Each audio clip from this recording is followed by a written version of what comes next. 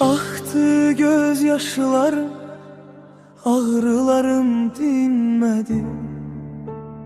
Ne kadar yalvarsam da rəhmin mənə gəlmədi. Kimsə mənim qəlbimi sənin kimi bilmədi.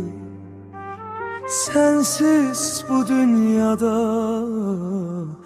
yaşamağı sevmədim. Gündüzüm gece oldu, güneşim de sönüktür. Bakışım sen giden o yollara dönüktür.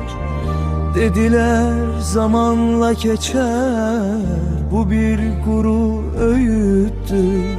Ben sensiz geçen hiçbir zamanı sevmedim. Sensiz bu dünyada yaşamağı sevmedim.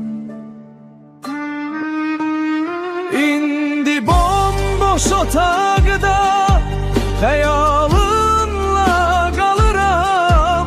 Hər döyülən qapını bəlkə sən sanıram. Nefes almak değilse ben sadece yanıram.